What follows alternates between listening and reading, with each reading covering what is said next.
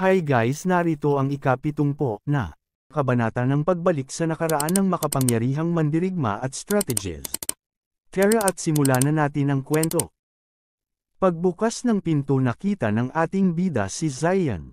Napanganga ang ating bida sa kanyang nakikitang himala. Pumasok na si Zion sa silid ng ating bida, na namumula ang mukha, at ang ating bida ay nakanganga. Pumasok na siya, Nieli. Si Ninger ay isang mabuting babae. Hindi mo siya dapat pababayaan. Hindi ko kayang suklian ang lahat ng iyong nagawa para sa akin. Ang tanging magagawa ko lang ay ailay ang sarili ko sa iyo. Ayon sa narinig ko kay Tita Zu, kayong mga lalaki ay laging gustong makuha ang mga bagay na hindi ninyo maabot. Habang nagtataka ang ating bida, at sa sandaling makuha na ninyo ito, hindi na ninyo ito pinahahalagahan. Pagkatapos ng araw na ito, maging magkaibigan na lang tayo. Lumapit si Zion sa higaan ng ating bida, at bigla siyang nahiga sa tabi nito. Nanlaki ang mga mata ng ating bida. Mabilis na humiga si Zion, habang pinagpapawisan ng ating bida. Nanginginig si Zion habang nakahiga sa higaan ng ating bida.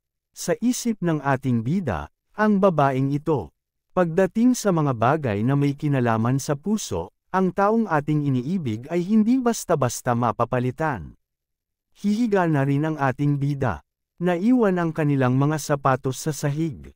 Ipinakita ang buwan.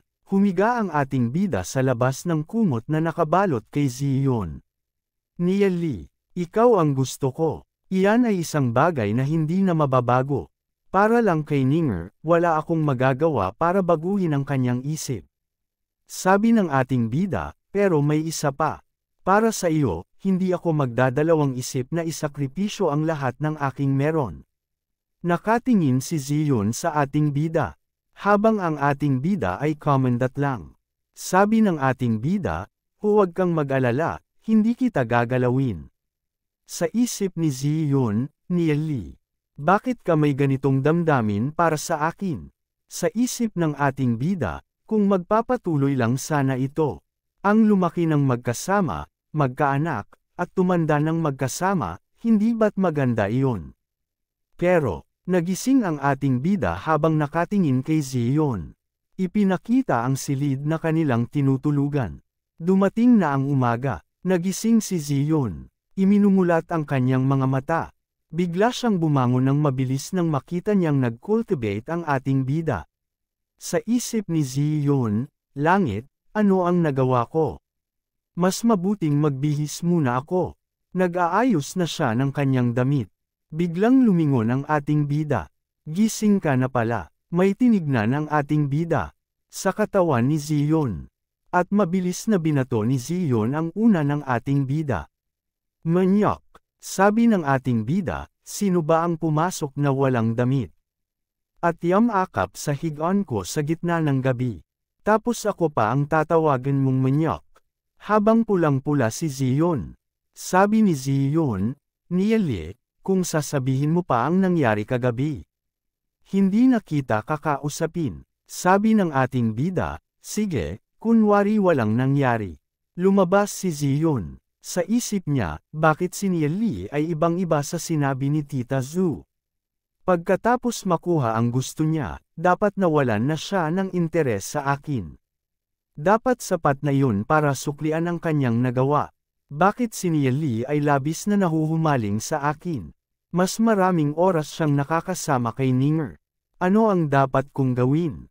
Lumipat ang eksena sa pamilyang pakpak ng dragon, habang masayang nakatingin si Ninger sa paru-paro. Pagkatapos ng ilang araw na pagpapagaling, ganap nang gumaling ang aking mga sugat. Sa katunayan, mas umunlad pa ang aking antas ng cultivation. Ang teknik ng hangin kidlat na pakpak ng dragon ay napakagaling. Ang antas ng aking cultivation ay umabot na sa 2 bituing antas ng ginto. Anong klaseng teknik ang ibinigay sa akin ni Nieli? Para bang madali lang maabot ang antas ng itim ginto? Nieli, ano ang ginagawa mo ngayon? May biglang nagsalita na isang babae, binibining. Hinahanap ka ng Panginoong Patriarka. Sabi ni Ninger, sige, naiintindihan ko na. Ipinakita ang bulwagan. Habang nakapikit ang patriarka, sabi ni Ninger, "Ama, ano po ang kailangan ninyo sa akin?" Sa isip niya, ganito na naman ang eksena. Ipinakita ang mga elder, habang nakangiti ang mga kasamahan. Sa isip niya, sobrang pinaghirapan nila ako noon. Ngunit ngayon, napakagalang at magalang nila. Sa isip niya, totoo ba talaga ito? Lumapit siya sa patriarka. Sabi niya, "Ama, anong bagay po ang nais ninyong pag-usapan natin?" Habang nakatingin ang kanyang tiyuhin. Sabi ng patriarka, "Iniisip kong ibigay sa iyo ang posisyon ng pinuno ng pamilya." Sabi ng patriarka, "Napag-usapan ko na ito sa mga elder. Tumataas na rin ang edad ko, kaya iniisip kong ibigay sa iyo ang posisyon ng pinuno ng pamilya, ano sa palagay mo?" Sabi ni Ninger, "Ama, wala po akong interes sa posisyon ng pinuno ng pamilya. Ang gusto ko lang gawin ngayon ay ituon ang pansin ko sa aking kultibasyon." Sabi ng patriarka, "Dahil ayaw mo, hayaan na natin." Sabi ng tiyuhin ni Ninger habang nakangiti, "Pamangkin Ninger, kami pong mga matatanda rito ay matagal na itong pinag-uusapan, pero hindi ba't kakilala mo si Nieli? Sinasabi nila na ang impluwensya niya ngayon ay napakataas, at maging ang asosasyon ng mga alkmista ay nakikinig sa kanya. Umaasa kami na makikiusap ka sa kanya kung maaari bang ang asosasyon ng mga alkmista ay makapagbigay sa amin ng ilang benepisyo." Habang nakatingin lang si Ninger. Sabi ni Ninger, "Natatandaan pa ba ni Elder Xiao Yi kung paano noon? Pinilit ninyo si Nieli na ibigay ang lahat ng kanyang purple mist herb." Sabi ng kanyang tiyuhin, "Iyon ay dahil hindi namin alam ang kanyang katayuan noon. Noon, tinulungan mo siyang bilhin ang purple mist herb. Maaari nating sabihin na may utang na loob siya sa iyo." Sabi ni Ninger, "Utang na loob? Hindi ko pa nga nababayaran ang paggamot niya sa aking sakit. Sa anumang paraan, hindi ko gagawin ang ganitong bagay. Kung gusto ninyong humingi sa kanya ng isang bagay, kayo na lang mismo ang humingi." Sabi ng kanyang tiyuhin, "Pamangkin Ninger, huwag kang magagalit. Nagbibiro lang ako." Dahil ayaw ni Pamangkin Ninger, hayaan na natin. May biglang nagsalita, "Xiao Ninger." Maririnig ang paglalakad nito. Lumingon si Ninger. Nagsalita ito, "Talagang malandi ka, Shen Fei. Anong ginagawa mo rito?" Sabay na nagulat ang patriarka at ang tiyuhin ni Ninger. "Shen Fei." Sabi ni Shen Fei, "Akala ko naman ay may iba ka pang nilalandi sa likod ko. Ang landi mo naman, ngayon, gusto kong ipaliwanag ng pamilya ninyo ang mga bagay-bagay sa akin." Sabi ni Ninger, "Shen Fei, ito ang bulwagan ng aming pamilyang pakpak ng dragon. Kung ayaw mong matanggal, mas mabuting umalis ka na ngayon." Sabi ni Shen Fei, "Tanggalin ako. Mukhang nagpapalakas na ang inyong pamilyang pakpak ng dragon." Dagdag pa ni Shen Fei, "Sino ba ang nagmakaawa sa aming banal na pamilya para pumayag sa kasunduan sa pag-aasawa? Ngayon na medyo lumakas na kayo, gusto ninyong wakasan ang kasunduan. Imposible." Sabi ng patriarka, "Binata Shen Fei, kailangan pa nating pag-usapan ng maayos ang bagay na ito. Magpapadala ako ng isang tao para ipaalam kay Patriarka Shen Hong. Hinihiling ko na bumalik ka na muna sa inyong tahanan." Sabi ni Shen Fei, "Xiao Yunfeng, sa tingin mo ba ay mapapaniwala mo ako sa ganyang pahayag? Kukunin ko si Xiao Ninger at dadalhin ko siya sa banal na pamilya ngayon. Kung hindi, maghanda kayo sa mga kahihinatnan." Sabi ng patriarka, "Ikaw." Sabi ni Ninger, "Wala nang dapat sabihin pa, Ama." Sabi ni Ninger, "Babae ako."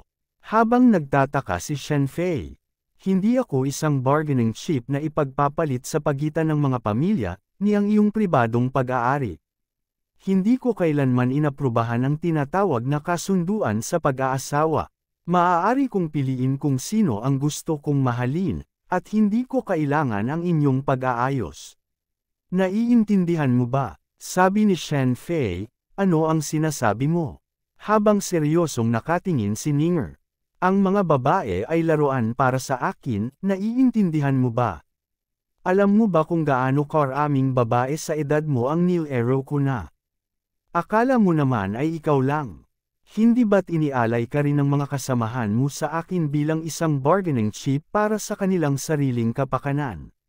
Sabi ng patriarka, hindi naman. Sabi ni Ninger, Shen Fei, gusto kitang hamanin. Matapang na sinabi ni Ninger, kung mananalo ka, kusang loob akong sasama sa iyo. Kung matatalo ka, gusto kong mawala ka na sa paningin ko magpakailanman. Sabi ni Shen Fei, haha, gusto mo akong hamanin. Nababaliw ka na ba sa sobrang inis? Sabi ni Shen Fei, narinig ninyo siya. Ito ay sinabi mismo ni Xiao Ninger. Napagpasyahan na, nag-full transformation si Shen Fei sa kanyang demon beast. Nagulat ang patriarka at pati na rin ang mga elder. Ngayon, titiyakin kong maiintindihan mo ang iyong lugar. Sabi ni Ninger habang nakatayo lang siya ng walang takot, sige, lumapit ka. May lumabas na kuryente. Napapalibutan na ng mga kuryente ang katawan ni Ninger. Sabi ni Shen Fei, ikaw ay isa na ring gold rank ngayon. Sabi ng patriarka, paano nagkaroon si Ninger ng napakamalakas na demon spirit? Nagulat ang mga elder dahil may dumaan sa kanila na malakas na kuryente. Tinamaan si Shen Fei ng kuryente. Habang nakaturo ang dalawang daliri ni Ninger. Buwisit, ang sakit. Minamaliit kita. Apoy. Umatake ng apoy si Shen Fei. Malapit na ito kay Ninger. Ang Shen Fei na ito ay may disenteng talento. Ngunit lagi siyang naglalaro ng babae, at hindi nagsusumikap sa kanyang kultibasyon. Sinabayan ni Ninger ng pag-atake ng kuryente. Walang paraan na matatalo ako sa kanya. Tumagos ang kuryente sa apoy. Tinamaan si Shen Fei ng napakalakas na kuryente. Lumipad ito at tumama sa poste. Sabi ni Shen Fei, paano siya naging ganyan kalakas? Nawala na ang transformation niya dahil sa pag-atake na ginawa ni Ninger. Paano ang isang walang silbi asterisk ay magiging karapat-dapat na maging asawa ko? Sabi ni Shen Fei, isa pa. Magiging seryoso na ako. Kinorienta na naman ni Ninger si Shen Fei, sa lakas ay naging skeleton ito haha. Nakatayo lang si Ninger sa kanyang napakalupit na transformation. Buwisit, ang sakit. Walang kadala-dala nag-transform ulit si Shen Fei. Kinorienta na naman ito ni Ninger. Tuloy-tuloy ni Ninger na kinukuryente si Shen Fei habang nakatingin lang ang patriarka. Sinusubukan lumaban si Shen Fei. Pero wala siyang magawa, tinatamaan pa rin siya ng kuryente. Walang paraan na susundin ko lang ang inyong mga plano. Ni hindi ako magiging sunod sanyiran sa iba basta-basta. Iyon lang ang tao, ang maaaring magpatiwala sa akin ng kusang loob. Bumagsak na naman si Shen Fei. Xiao Ninger, naglakas loob kang itaas ang iyong kamay laban sa akin. Hindi kayo patatawarin ng aming pamilya. Huwag mo akong pagbantaan. Nakuryente na naman ang kumag. Patuloy na kinukuryente ni Ninger ang kumag. Damang-dama ng kumag ang kuryente. Umatake si Ninger ng malakas. Papalapit na ito sa kumag. Tulong, tulong. Huwag mo akong patayin. Sigaw ng tiyuhin ni Ninger, pamangkin Ninger. Itigil mo na, dali. Kung ipagpapatuloy mo ito, mamamatay si binata Shen Fei. Narinig ni Ninger ang sinabi ng kanyang tiyuhin. Inalis na niya ang kanyang transformation. Hindi na natuloy ang malakas na pag-atake. Nawala na ang transformation ng kumag at hinang-hina ito. Paano siya naging ganyan kalakas at malupit? Ang babaeng ito ay baliw na baliw. Sabi ni Ninger, naku, si Shen Fei ay malubhang nasugatan ko. Pagbalik niya, tiyak na hindi ito hahayaan ng banal na pamilya. Tama, Nia Li. Si Nia Li ay tiyak na may paraan para harapin ito. Habang nag-uusok ang katawan ng kumag. Sabi ng patriarka, mga lalaki, ihatid ninyo si binata Shen pauwi. Sabi ng tiyuhin ni Ninger, malubhang nasugatan si binata Shen Fei, kung iuuwi natin siya nang hindi muna ginagamot. Kung sisisihin tayo ng banal na pamilya, utos ng patriarka, dalhin ninyo siya. Sabi ng kawal, susundin po namin, patriarka. Sabi ni Ninger, Ama, nagdulot ba ng kapahamakan sa atin ang inyong anak? Sabi ng kanyang tiyuhin, pamangkin Ninger, alam mo, na ito ay magdudulot ng kapahamakan sa ating pamilyang pakpak ng dragon na maaaring humantong sa ating pagkawasak. Sabi ng patriarka, ayos lang, bumalik ka na at ituon mo ang pansin mo sa iyong cultivation, Ninger. Asikasuhin mo ang anumang mangyari. Sabi ni Ninger, kung gayon, aalis na po ako. Sa isip niya, kung talagang gustong kumilos laban sa atin ang banal na pamilya. Si Niel Lee ay tiyak na kaya itong harapin. Banal na pamilya, habang nanginginig ang dalawang kawal. Sabi ng patriarka, sinusubukan mo ba akong pagalitan hanggang sa mamatay ako? Sinabi ko na sa inyo na huwag munang kumilos. Ngunit tumanggi pa rin kayong makinig. At naglakas loob pa kayong hanapin ang pamilyang pakpak ng dragon. Dapat lang na mamatay kayo. Ama, si Xiaoninger ang aking kasintahan, at lumapit pa siya sa ibang lalaki. Paano mo aasahan na hahayaan ko lang iyon? Isa pa ang pamilyang Niebe hangin na pumipigil sa atin, ngayon kahit ang simpleng pamilyang pakpak ng dragon ay hindi na tayo nirerespeto. Sabi ni Shen Fei, kailan pa bumagsak ng ganito ang ating banal na pamilya? Ama, nakita mo naman kung gaano ako kalubha na binugbog ng babaeng iyon, dapat tulungan mo akong humingi ng hustisya. Habang nakikinig lang ang patriarka, humingi ka ng hustisya ang mukha mo.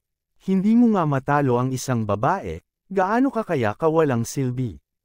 Ngayon ay binabantayan tayo ng pamilyang Niebe hangin. Kaya hindi natin kayang maglaan ng tao para alagaan ang pamilyang pakpak ng dragon. Ang mga hindi kayang tiisin ang maliliit na pagsubok ay sisira lang sa mas mahahalagang plano. Kapag naayos na natin ang pamilyang Niebe hangin, kailangan pa ba nating mag-alala kung susunod si Xiaoninger? Sabi ng patriarka, ang utang na ito sa pamilyang pakpak ng dragon ay kailangang bayaran balang araw. Ngunit hindi pa ngayon ang panahon. Sabi ni Shen Fei, naiintindihan ko. Tirahan ni Ye Ziyan. Kahit na pinalayas siya noon, bumalik pa rin si Niel Lee. Ninger, nandito ka pala. Ngumiti lang si Ninger. Ang ating bida kasama ang kanyang kapatid, sabi niya. Ninger, bakit ka naparito ngayon? Sabi ni Ninger, Niel Lee, pumunta si Shen Fei sa bahay namin. Sabi ng ating bida, may lakas pa pala ng loob na hanapin ka. Pero malubha siyang nasugatan ko. At pinapunta na ng aking ama ang mga tauhan para ihatid siya pabalik sa banal na pamilya. Nakikinig lang ang ating bida habang nagtataka. Tumawa ang ating bida. Noong una, malubha ko siyang binugbog, pero naglakas loob pa siyang magdulot ng gulo sa iyo. Ang mga lalaking tulad niya ay dapat turuan ng leksyon. Mas maganda kung mahiga siya sa kama sa susunod na kalahating taon. Sabi ni Ninger, pero tiyak na babalik sila para maghayganti. Ano ang dapat kong gawin? Ayaw kong ang aking mga personal na problema ay makaapekto sa aking pamilya. Sabi ni Niel Lee, huwag kang mag-alala, ang banal na pamilya ay halos hindi na kayang alagaan ang kanilang sariling mga problema ngayon. Wala silang lakas na maglaan para alagaan pa ang pamilyang pakpak ng dragon. Higit pa rito, magsasagawa tayo ng pagkilos laban sa banal na pamilya sa lalong madaling panahon. Huwag kang mag-alala, nagulat ang dalawang Diyosa, magsasagawa ng pagkilos. Sa mga sumunod na araw, nanatili ang lungsod ng Glory na payapa at tahimik. Dahil sa karanasan nilang pag-atake, ang buong lungsod ay nagbabantay. Dumating na ang araw ng pagtitipon. Ayon sa abiso na ipinadala ng mansyon ng City Lord, ang lahat ng eksperto ng bawat pamilya ay dumalo.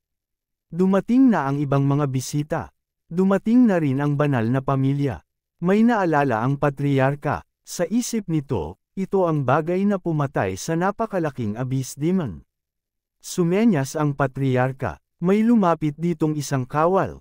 Patriarka. May inutos ang patriarka. Naiintindihan ko, patriarka. Umalis na agad ang kawal. Makikita ang mga tao na papunta na sa mansyon ng City Lord. May napansin ang patriarka ng banal na pamilya. Mansyon ng City Lord. Ang lahat ng eksperto ay nagtipon sa mansyon ng City Lord. At dito nagtatapos ang kabanata. Maraming salamat po.